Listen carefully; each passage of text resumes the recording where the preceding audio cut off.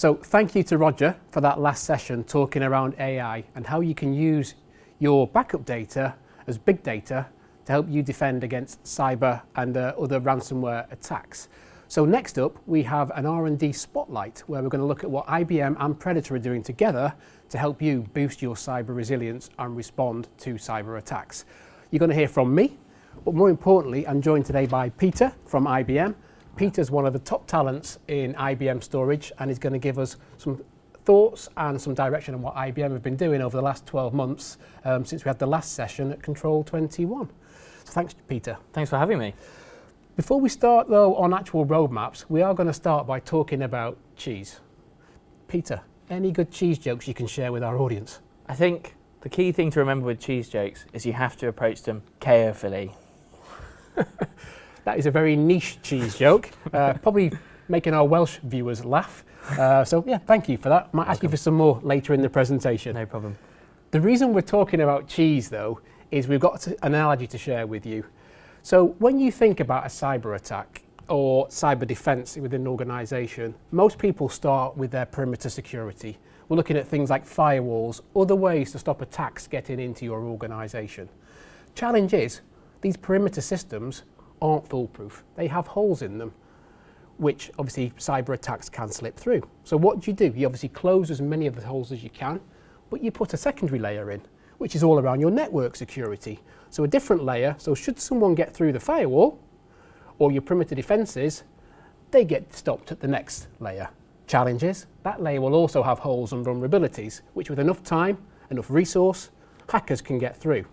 So you keep going. You'll put further layers in, such as endpoint protection. So we're talking AV products, XDR, EDR type products, and then you get to your data resiliency layer, so things like backup and recovery.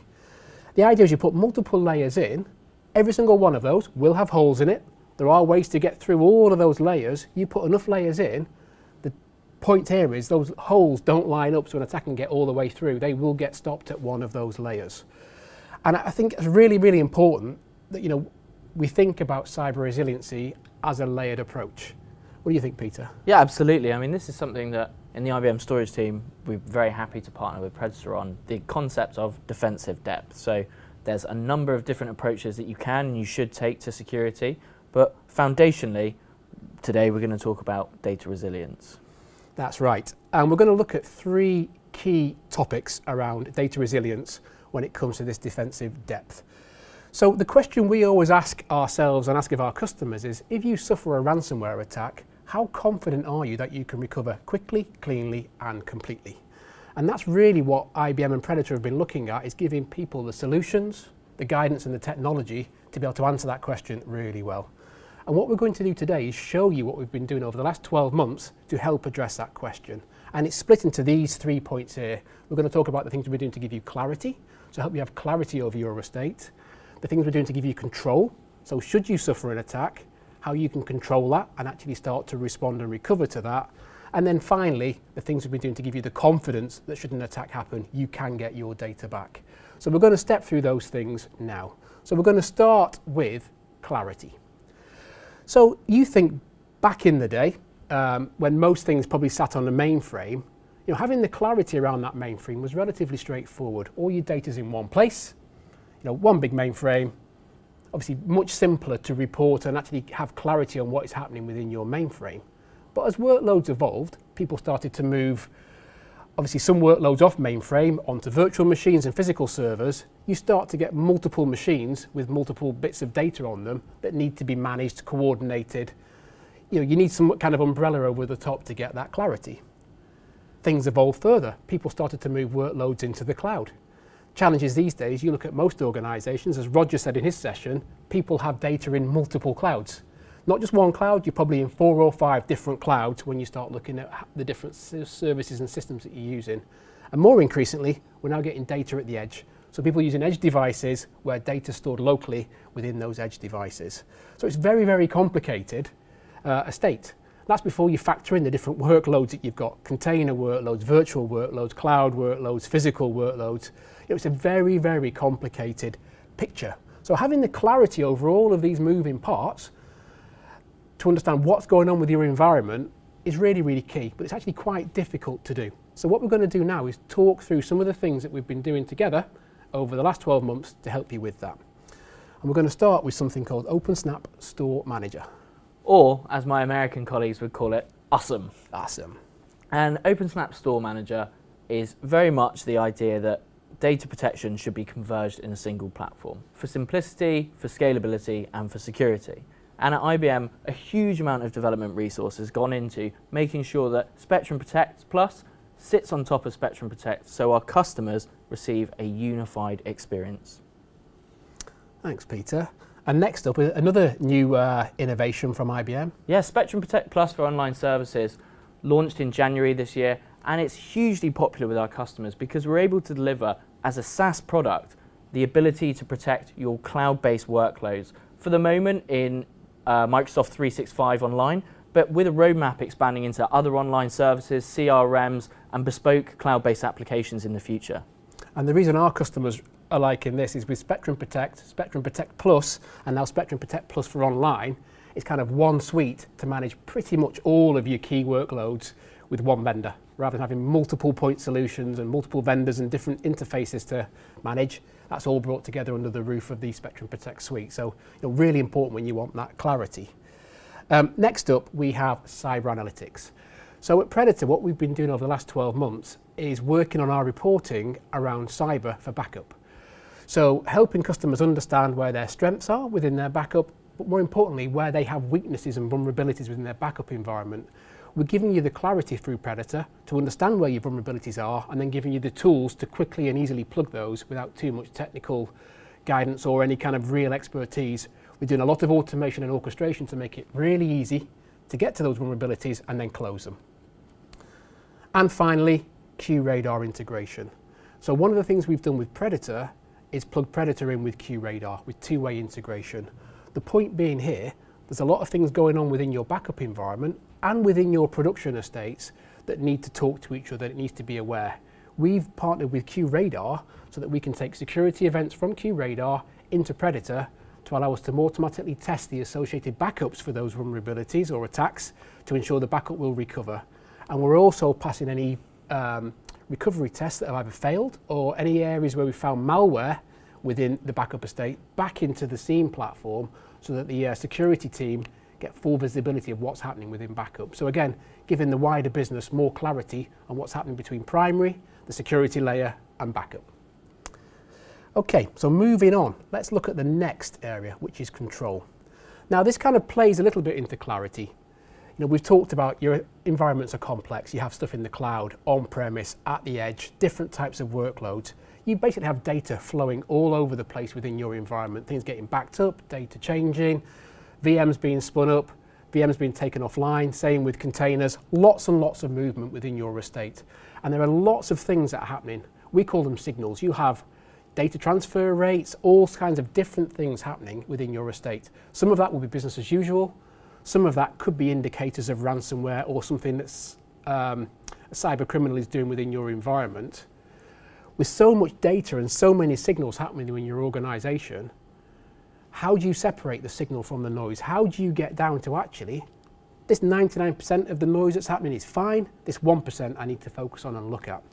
That is a big challenge for any organization, is understanding anything that might be suspect, might be signs of a ransomware attack, being able to isolate that and then do something with it. Again, we've been working jointly over the last 12 months to help you with new features, new functions to get that kind of clarity and control. So let's have a look at what we've been doing. So Spectrum Sentinel is a new release in the IBM storage portfolio, and it's very much focused around looking at the data that you have in a resilient place. So that might be backup, it might be primary, and taking that data and staging it effectively for the purposes of anomaly detection, malware detection, and ransomware threat detection as well. And again, to Rick's point, the ability to then integrate all of that feedback back into a SIEM like QRadar is something that we've been working on to make sure that you have total system observability all the way from the front end through to backup and cyber resilient storage as well. And the great news is, while IBM have been working on that for the primary, we've been doing something very similar with your secondary, with your backup. So with Predator Signal, what we've basically built is an anomaly detection engine that monitors the behaviour of all your backups and applies AI and machine learning to that to help you understand any backup where the behaviour is deviating and could be possible signs of ransomware. So using both Sentinel and Predator Signal, you can very, very quickly start to distill down to actual things that could be genuine signs of ransomware within your organisation. And immutable cloud object support is something that's really important to both primary and secondary storage, but particularly in the context of backup, we've recently released the ability to write from our data protection portfolio to immutable object storage, giving you the confidence that any backups that you're taking can't be altered or changed by malicious actors or cyber criminals. Which is great for control, because if you are under attack and your production systems are getting encrypted, you've got that control there with your backup, because you know those backups cannot be altered. And if they're good and they're secure, obviously that gives you a much better chance of being able to recover from that ransomware attack. Absolutely. And the final point here, Peter?